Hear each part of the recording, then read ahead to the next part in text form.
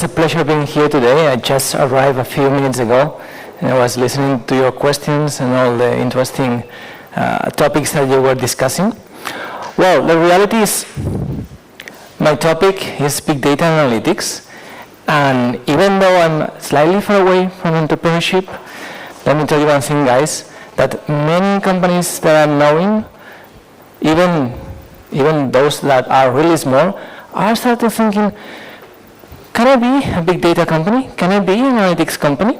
So that's why at the end, when I speak with many of them, you should consider which is the role of data in your future business model. So that's what we are going to discuss today, just that. So let me start with a question. This will be master class style for a moment. Have you ever wondered why companies such as Google, Facebook, Netflix are so successful? There are many factors, but they have one in common, which is they use data and algorithms to compete better than their competitors. This is one of the factors that I take into consideration. And for sure, they are using technology. And among all those technologies, there is one that is a hot trend. Well, there are many of them, but let's speak for a moment about big data. I'm sure that you already know the definition. You've been there, you Google it, you search for it, and you found it 1, 2, 3, 4, 5. Tell me. How many definitions of big data did you find if you Google it? Have you Googled it? That's the funny part. Every company has its own definition. So at the end, it's hard to explain what is big data. So let me tell you one thing, guys. When a long time ago I started my PhD in mathematics, I was doing big data. But a long time ago we didn't talk about big data. We talk about complexity. We are dealing with the complexity of data sets, and we try to generate value from that complexity.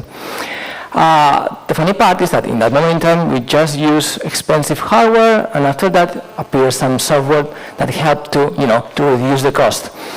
And at the beginning, those companies that were trying to solve this complexity, well, they thought, okay, I'm not able to solve all the problems, I will just solve a few of them.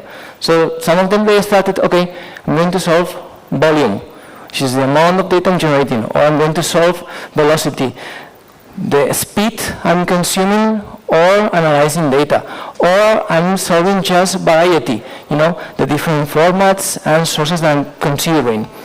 And after that, they realized the following.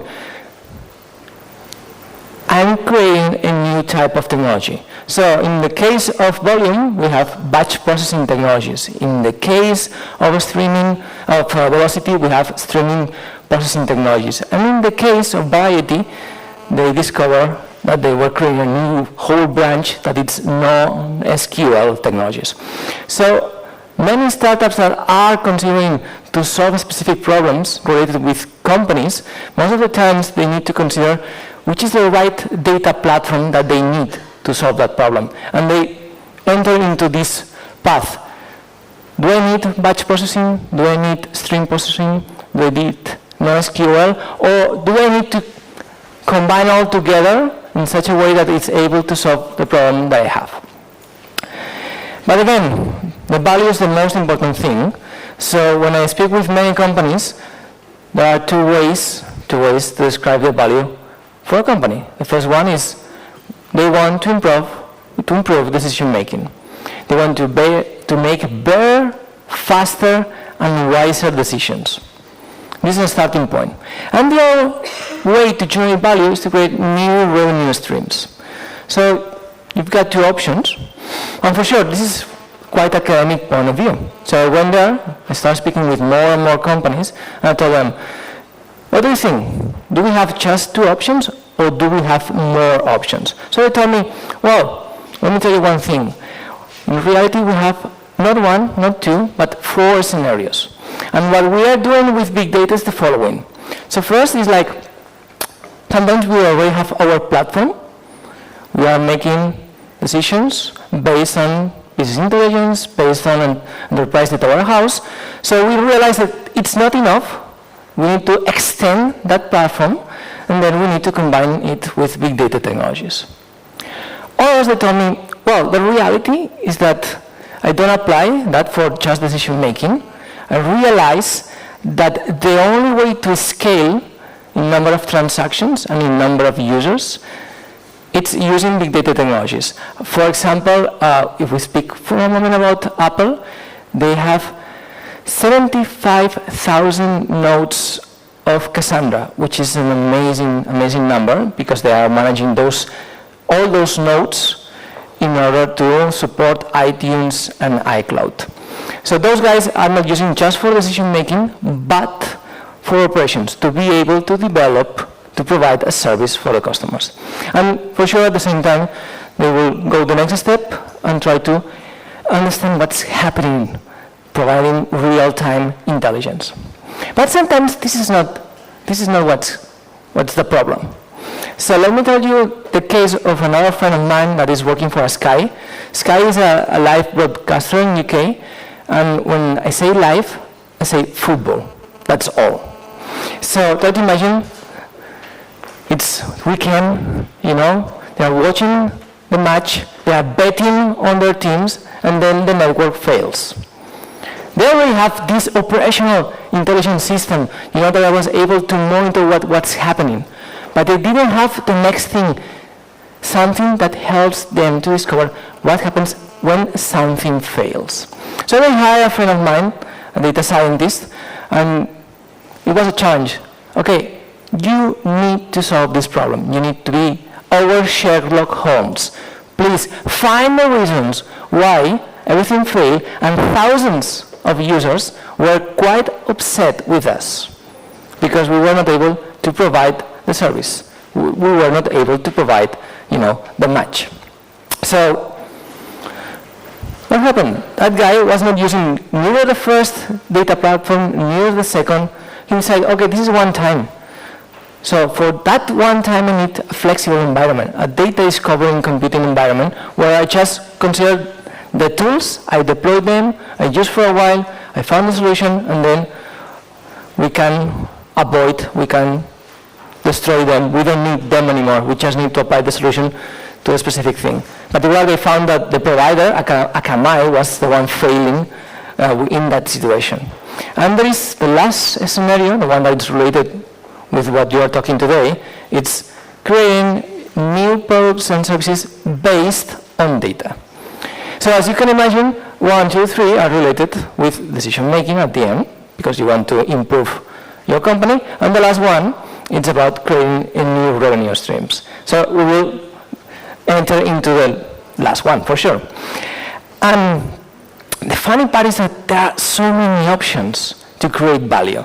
There are companies like Nest that they decide, okay, we are going to combine machine learning to provide value to the customer and to provide value to energy companies. There are others that instead of that, they are considering, okay, we are going to create a generic platform that is going to help others to make better decisions based on big data and technology. Or sometimes it's just, okay, I believe that there is a huge gap in the market, and what I'm going to do is to create a platform of algorithms, and then companies can buy algorithms as a service. I can use them this way, and we will help them because they don't have enough talent in the market. So there are many options. So that means that at the end, if you want to analyze that opportunity, but from the data point of view, it's interesting to have a framework to consider which is the role and the impact on data in that specific business model. Why? Because some studies, like the one from McAfee and Brynjolfsson, I'm never able to say that name. They decide to say what's happening with when those companies, they decide to base all their decisions on data to improve, the way they operate in the market. So they discover that they perform better, but not just slightly better, between 5 and 6% better than their competitors. So that's the reason why so many companies are interested into discovering these technologies, mastering these technologies, and applying those technologies in their companies. So One way to do it, there are many ways, but probably you already know the business model canvas. It's something quite common. If you're an entrepreneur and want to analyze your company, what you try to offer. So some researchers decide, okay, what if we consider the business model canvas and all the different boxes that we have there, like value proposition, key resources, cost structure, revenue model, key activities, and customer segment. And we think for a moment, what happens when we add data as the most critical asset? So let's do that. Let's review for a moment what happens in this scenario. So first, let's consider the key resources. If data is our key resource, we have two options. First option, you have the data. It's internal data. It belongs to the company. And many startups, when they decide to go this way and they want to improve something in a specific industry, they tell me, we don't have the data, but we want to provide this value. We have a good idea about it. And I told them, you have a problem, because if you have an internal data source, it's perfect. It's already your data set. The second option that it's the best is using a system, you are generating the data, and you don't need to go to a specific agent in the market to ask for that data. But sometimes there are no other option that go and say, okay, we want to create this specific analysis, we want to create this specific value, and the data, it's not inside the company. So we have several options. First, we can buy the data set. For example, TomTom, the GPS company, buys data to all the telco companies, because this way they can detect faster traffic jams and they are giving a better service to their customers. Sometimes you ask the customer or the consumer to share the data with you, but it takes time. Another option is you've got those open data sets that you can reuse under, using some different mechanisms. The funny part is that some companies, and it depends a lot on the regulation of the country, they decide that, okay, maybe I don't need to follow this path. Maybe what I can do is to scrap the data, to gather data from my competitors or from those sources, and I will work this way. Let me share you one case. How many of you know a company that is called Sainsbury's? It's a supermarket chain in UK. So what we thought, okay, we are going to create a way to compete against our competitors based on data. So they developed a program that is called Brand Match. The Brand Match program, what it's doing is to capture data from all supermarket chains, the prices, and this way, at the end, what they are doing is to compare my price when you're buying a collection of items with those competitors, and if it's cheaper, I will print the ticket and I'll say, okay, this time we did it better than the competitors. It's cheaper here, so it's green for sure, to show you that we did it right. If it's the same price, it's black, and this time no one wins. It's the best price, it's the same price here and there, so no problem. But if it's more expensive, what they did is to print a red ticket and tell you, okay, this time you pay more money in our supermarkets, but we are giving you an extra ticket with the difference, and you can come back and use this ticket to have a discount during your next purchase, which is nice. They did that, which was quite amazing for the market, because what it happens is like during 1 year, their competitors were not able to replicate the same technology, the same program. Try to imagine scrapping data, applying a sampling technique to try to have the complete population of prices. Third, compare that price to your competitors. They were scrapping data from Tesco and Asda, so to our supermarket chains. And then you deploy this comparison in every point of sale and in every store in UK. So this is not something that is easy to achieve because it requires a significant data platform behind. So it was tough. They grew in market share. It was incredible. But 1 year after, the competitors, they were able to replicate the same strategy. Well, replicate was not the case. As they decide, okay, what I'm going to do is, whatever appears in the ticket, I'm going to apply a 10% discount. Now, follow me. The other supermarket chain, which was Tesco, they realized, I'm not into the price competition. I want to compete against another supermarket chain that is called Waitrose. I don't care about this situation, so I need to do something. So they start gathering about more technology that can help them to do what? Well, they were scrapping external data. So what if we are able to cut this process? So they apply a technique that is called data masking. And then suddenly, Sainsbury were not able anymore to compare against Tesco. As a company, what you do? Send an email. Okay, dear customers, starting today, we are not going to compare anymore against Tesco because we want to improve our service. And this way we will do it better. The funny part is Sainsbury was competing just against Asda, and Asda was competing on price.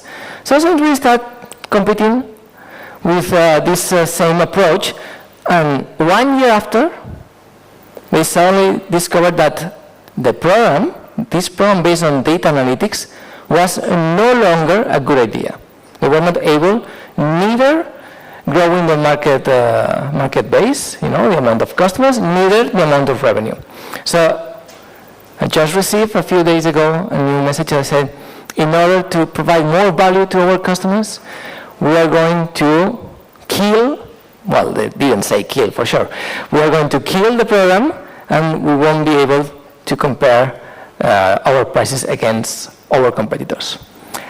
This is a nice example, not only because they were applying data and algorithms and they had to create an incredible data platform in order to compete. Because in one moment in time, sometimes those approaches, they don't work anymore. And you need to reboot yourself and you need to think about which is the value that you can generate with data and algorithms. And if you depend on external data, you have a problem. Because could happen the same thing happened with Tesco and Sainsbury. The second thing is activities. Whenever data is your core component, well, everything changes. Because sometimes you need to acquire data, to generate data, to process data, to analyze data, to aggregate data, to do analytics, to do visualization, to do storytelling, or even just distributing data.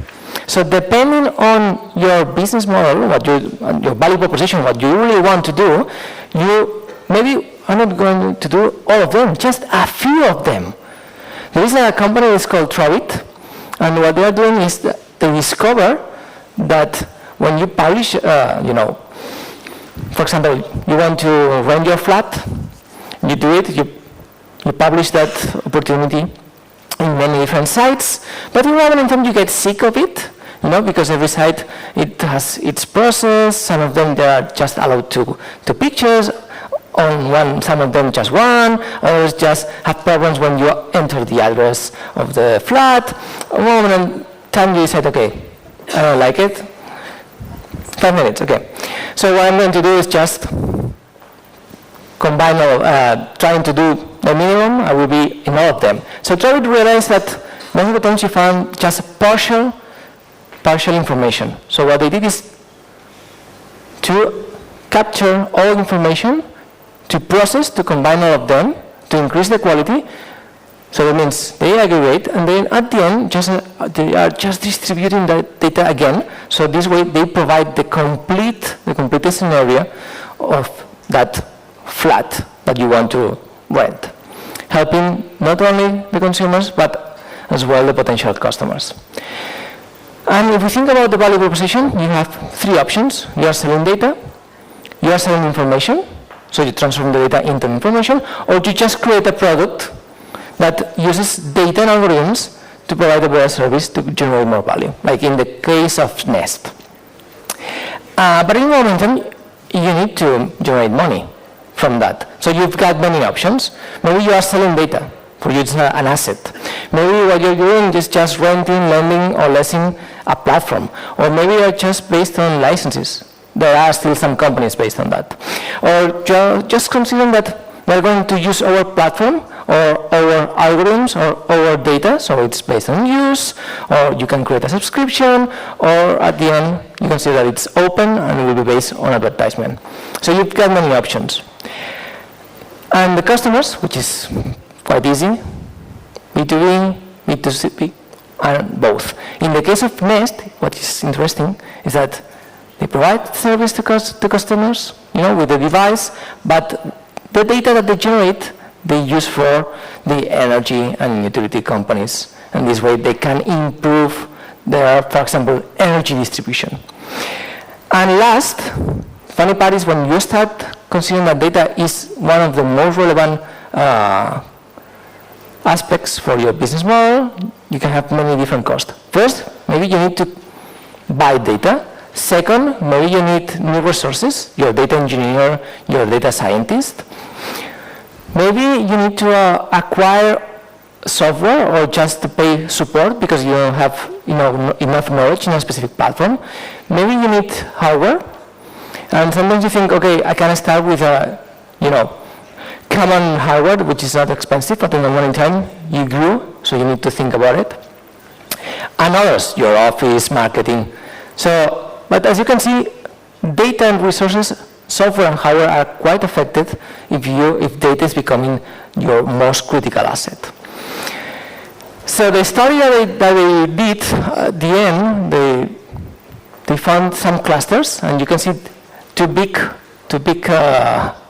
sets. The first one on the top is type C, data generation and analysis, and the other one, that it's the bigger one, it's type F, multi-source data mashup analysis. So what's happening is that at least in this initial stage, in this particular section of the market, well, the main problem is how to generate value. So most of the times it's extracting data from somewhere and creating incredible algorithms that provide that service. Could be customer analytics, could be Internet of Things analytics, it could be healthcare analytics. So this is what we are observing. In the future, probably we'll have more and more options. So let's review a case. There is an interesting company that is related with this, CV Insights. They try to gather information from the market, find hot markets and hot companies. So if we analyze this company from this point of view, they are buying external company data. They need to process, aggregate, and analyze that data to generate the value. They are based on subscription. The potential customers are investors and media. And the value proposition is, with our platform, you will be able to discover those markets that are hot, that are going to be hot, and those companies that are the most interesting ones in those markets. And for sure, cost. Platform, data scientists are part of the cost. So just guiding, this is some of the final ideas. First, your future project, if considers big data, we don't want to call it big data, come on. So you're going to capturing data, you're going to process the data the way they need it, maybe combining, maybe not, maybe adding more information. You will need to clean the data for sure, because otherwise you won't be able to make better decisions.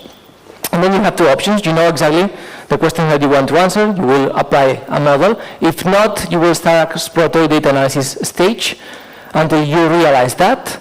And once you have the model, you have two outcomes. First one is to improve decision making. So you're going to communicate, you're going to create visualizations, you are going to create data storytelling to help everyone to make a better decision. Or if you are consuming a data product, you're going to fit the product with that data, and this circle is going to start all over again. So if you're a company, which is the way to start, first, frame the problem. That means understand the business needs. From those business needs, some of them will be business opportunities, and from those, only some of them will be related with big data, and with a specific type of big data. You should be able to understand which is the type that is behind. Because depending on the type, you need to make some decisions on your strategy.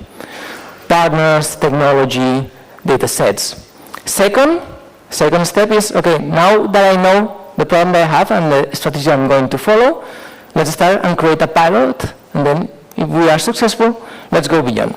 So we develop a model, we identify the data set, we use the data platform that is the right one, and depending on your strategy, you build the platform, you buy the platform, you subscribe to the platform, so there are many options in the market. Create a pilot, and you will generate some outcome. You will review the outcome. If you're happy with it, let's scale it. If not, you start again, all over, until you found the output that you're looking for, which is quite hard for many companies because this is a new way to work, because this is related with science most of the time. And once you are happy, you scale. But this is not the last stage. The last stage is, this is about transforming a company into a data-driven company, so we need to communicate our results. And as in the case of Sainsbury, you need to think about the next step, because probably your competitors are going to replicate as fast as possible what you are doing, trying to kill that competitive advantage that you are able to generate, that you need to think, okay, how I'm going to improve, what I'm going to do with data now that I already have this power of the business model. So that's all for me. If you have any questions, I will be here. And you can always contact me using my mail at IEBusiness, Business School, and I have a Twitter account as well, and LinkedIn and everything. So thank you so much for your attention.